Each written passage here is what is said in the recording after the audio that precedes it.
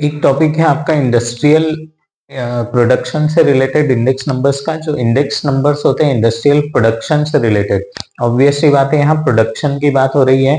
अभी तक हम जितने भी इंडेक्स नंबर देख रहे थे वो सारे प्राइस से रिलेटेड थे और क्वांटिटी को हम वेट्स में लेते थे जनरली। लेकिन यहाँ पर इंडस्ट्रियल प्रोडक्शन के जब इंडेक्स नंबर की बात हो रही है, यहाँ पर क्वांटिटीज के बेस पर ही इंडेक्स नंबर निकाला जाएगा। हमको क्वांटिटीज को देखना है कि पिछले प्रोडक्शन की क्वांटिटीज कितनी इंक्रीज हुई है या डिक्रीज हुई है अलग अलग इंडस्ट्री में, है ना। तो यहाँ पर क्वेश्चन ने कि हमको चार अलग अलग इंडस्ट्री दे दी और आउटपुट दे दिया। आउटपुट यानी क्वांटिटी। अब हमको इन क्वांटिटीज के बेस पर क्या निकालना है, इंडेक्स नंबर निकालना है। और वेट्स दे दिए उन्होंने कि वो सबसे ज्यादा वेट टेक्सटाइल इंडस्ट्री को देना चाहते हैं, उससे कम माइनिंग को, उससे कम सीमेंट और सबसे कम आयरन एंड स्टील को। ठीक है, अब यहाँ पर जो आर निकालेंगे हम वो आउटपुट के बेसिस पर। अब यहाँ पे मैंने Q1 और Q0 लिख दिया है, वो नहीं भी लिखते तब भी आर तो आप कैलकुलेट कर सकते थे।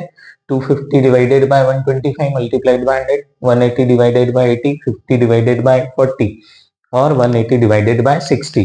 200, 150, 125 और 300 ये हमारे single single industry wise index आ गए इंडस्ट्रियल प्रोडक्शन के। ठीक है, अब हमको यहाँ पर क्वेश्चन में एक्चुअली कुछ दिया नहीं है कि हमको कैसे निकालना है। तो अगर वेट्स दिए हुए हैं क्वेश्चन में तो आप वेटेड वाला ही निकालें हमेशा।